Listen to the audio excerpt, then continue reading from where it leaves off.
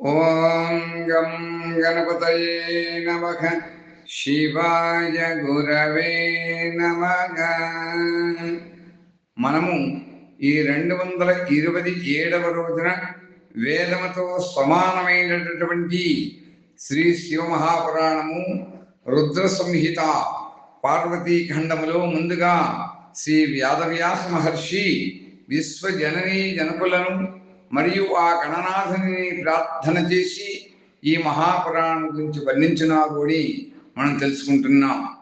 ఒకానొక నాటి సమయమున నైమిషారణ్యమందు నివసిస్తూ ఉండేటటువంటి ఆ సౌనకాది మహర్షులు అందరూ కూడా సూత మహర్షుల వారిని శివతత్వ స్వరూపం యొక్క వివరణ, ఆ దేవదేవుని యొక్క విశేష మహాత్మ్యముల గురించి ప్రశ్నించగా అంత సూతుల వారు బ్రహ్మనాథ సంవాద రూపమైనటువంటి ఈ మహాపురాణం గురించి ఏ విధంగా తెలియజేస్తున్నారు అని మనమందరము కూడా శివానుగ్రహము చేత ఈ మహాపురాణం గురించి నిత్యము కూడా తెలుసుకోగలుగుతున్నాం అని తెలియజేస్తూ వాగర్ధావివసంవృక్తౌ వాగర్ధగావలిపత్తయే జగత పితరౌ వందే పార్వతీ పరమేశ్వరౌ. ఈ రోజున మనమందరం కూడా ఏ విషయం తెలుసుకుంటున్నాము అంటే, అలా శివుని యొక్క వివాహము ముగిసింది.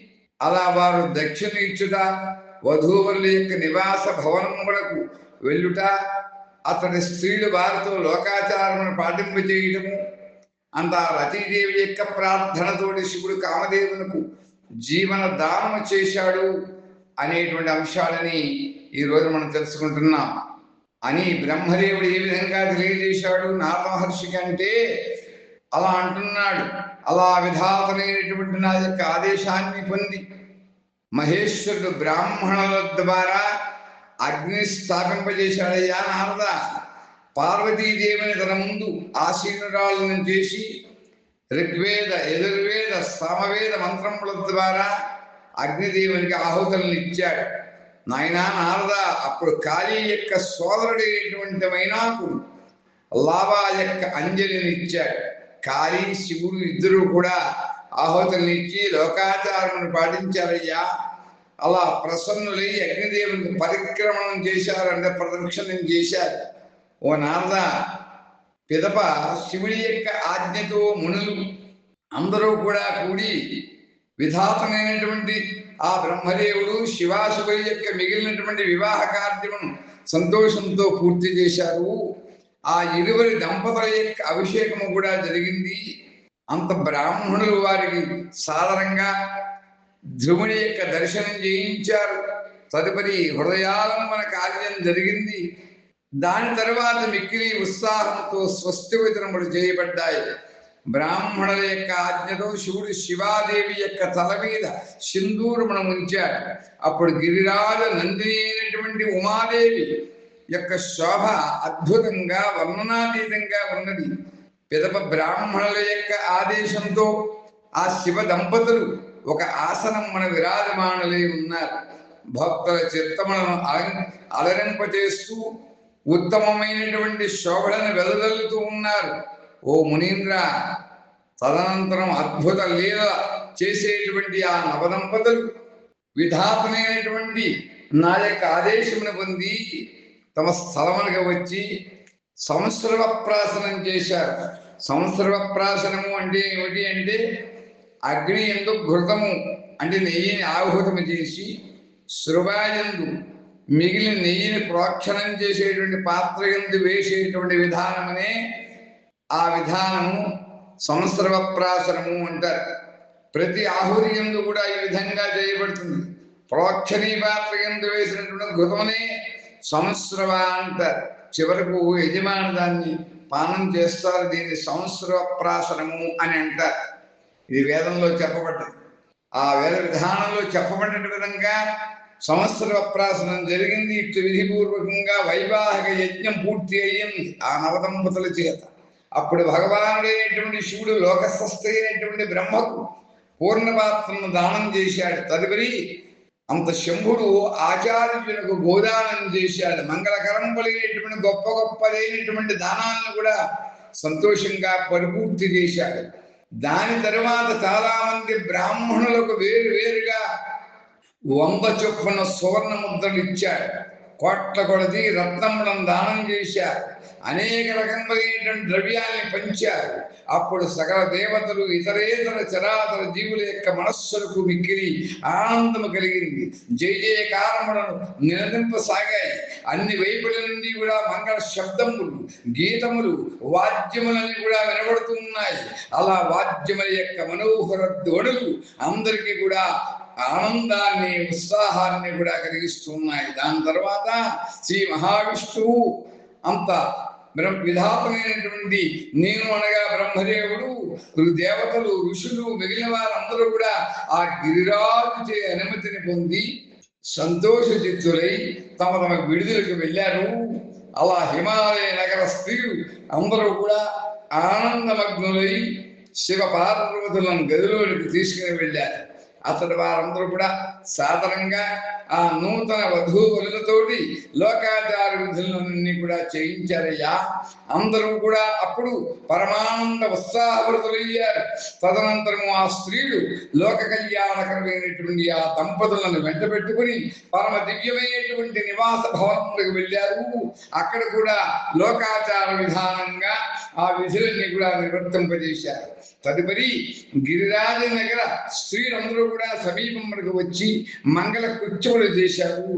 అప్పుడు ఆ నవదంపతులను కేలీ గృహములకు చేర్చారు. జయ జయధ్వనులతో బ్రహ్మముడి విప్పుడా మొదలైనటువంటి కార్యక్రమాన్ని కూడా సమాప్తం చేశారు. అప్పుడు ఆ నూతన దంపతులను చూడడం కోసం 16 దివ్య స్త్రీలు మిగిలి గౌరవంతో శీఘ్రంగా అతనికి వచ్చారు. వారు ఎవరు అంటే ఆ దివ్య మంగళప్రదమైనటువంటి స్త్రీలు ముందుగా సరస్వతీదేవి, లక్ష్మీదేవి, సావిత్రి, గంగా, అదితి, శచీదేవి, లోపాముద్రాదేవి, అరుంధతి, అహల్య, తులసి, స్వాహాదేవి, రోహిణి, పృథివీ, శతరూప, సంజ్ఞ, రతీదేవి ఈ దేవాంగడలే కాక మనోహిరులైనటువంటి దేవకన్యలు, నాగకన్యలు, మునికన్యలు కూడా అతనికి వచ్చారయ్యా.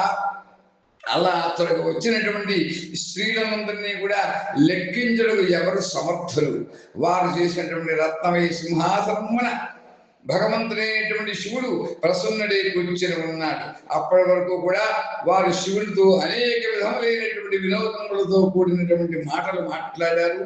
అప్పుడు మహేశ్వరుడు ప్రసన్నచిత్తుడై తన భార్యతో కూడి మృష్టాన్న భోజనాన్ని చేశాడు. ఆచమనం చేసి కర్పూర తాంబూలమును కూడా తీసుకున్నాడు. ఇదే అనుకూల సమయము అని తలంచి రతీదేవి దీనవత్సలుడు భగవంతుడైనటువంటి శంకరునితో ఈ విధంగా అంటోంది: ఓ ప్రభు దేవదేవా మహేశ్వర, పార్వతీదేవి యొక్క పాణిగ్రహణము చేసి మీరు అత్యంత దుర్లభమైన సౌభాగ్యాన్ని పొందారు. సంపూర్ణముగా స్వార్థరహితుడైనటువంటి నా ప్రాణనాథుని ఎందుకు భస్మం చేశారు తెలపండి. ఇప్పుడు నా భర్తను జీవింపజేయండి. మీ అంతఃకరణంలో కామ సంబంధమైనటువంటి విషయాన్ని మేల్కొల్పుడు.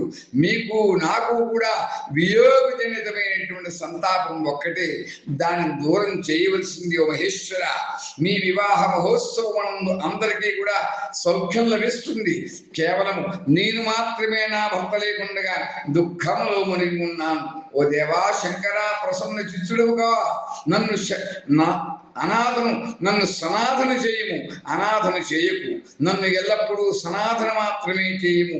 ఓ దీనబంధువు పరమప్రభు, మీరు మునుపు చెప్పినటువంటి మాటను సత్యము చేయవలసింది. చరాచర ప్రాణులతో కూడినటువంటి ముల్లోకములందరూ మీరు తప్ప ఇంకెవరు నా దుఃఖాన్ని నశింప చేయగల సమర్థులయ్యా. దీన్ని తలంచి నన్ను దయచూడండి ప్రభు. దీనులను అనుగ్రహించేటువంటి ఓ నాథ, అందరికీ ఆనందం ప్రసాదించేటువంటిది మీ వివాహ మహోత్సవం. నన్ను కూడా ఆనంద సంపన్నురాలను చేస్తుంది. నా ప్రాణనాథుడైనటువంటి ఆ కామదేవుడు జీవించిన మీదనే నీ ప్రియురాలకు పార్వతితో అందమైన నీ వివాహం పరిపూర్ణమైతుందయ్యా. అందులో సంశయం లేదు. ఓ సర్వేశ్వర, మీరు సమస్తము నిర్వహించగల సమర్థులు. మీరే పరమేశ్వరుడు. ఎక్కువ చెప్పడం వల్ల ప్రయోజనమే ఉన్నది. ఓ సర్వేశ్వర, మీరు శీఘ్రముగా నా భర్తను జీవింపజేయుడు అని ఈ విధంగా పలికి ఆ రతీదేవి మూటలో కట్టినటువంటి కామదేవుని యొక్క శరీర భస్మమును ఆ మహేశ్వరునికి ఇచ్చింది.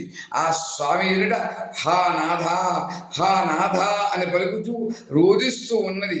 రతీదేవి యొక్క ఏడుపుని విన్నటువంటి సరస్వతి మొదలైనటువంటి దేవతలందరూ కూడా ఏడుపసాగారు, దుఃఖింపసాగారు. అత్యంత దీన స్వరంతో ఈ విధంగా అంటున్నారు, ప్రభు మీ పేరు భక్తవత్సలుడు, మీరు దీనబంధువులు, దయాసాగరుడు కనుక కామదేవునకు జీవనదానం చేయవలసింది, రతీదేవికి ఉత్సాహమును కలిగించవలసింది, మీకు నమస్కరించుతున్నాము అని ఆ దివ్య మంగళప్రదమైనటువంటి ఆ దేవతామూర్తులైనటువంటి స్త్రీలందరూ కూడా అతనికి విచ్చేసినటువంటి 16 దివ్య స్త్రీలు, అంతేగాక మిగతా స్త్రీలు కూడా ఆ శివ భగవాను ప్రార్థన చేసినారు అని శ్రీ శివ మహాపురాణం ద్వారా మనం తెలుసుకోగలుగుతున్నాము అని తెలియజేస్తూ, స్వస్తి ప్రజాభ్య పరిపాలయంతాం న్యాయేన మార్గేణ మహిమహీషాః గోబ్రాహ్మణేభ్యః శుభమస్తు నిత్యం, లోకా సమస్త సుఖినో భవంతు. కైలాసగిరివాసాయ రుద్రాయ పరమాత్మనే సచ్చిదానందరూపాయ దివ్యమంగళప్రదాయ వటవృక్షచింతామణి శ్రీ గురు దక్షిణామూర్తయే దివ్యమంగళమంగళం దివ్యమంగళమంగళం దివ్యమంగళమంగళం. ఓం స్వస్తి ఓం స్వస్తి ఓం స్వస్తి.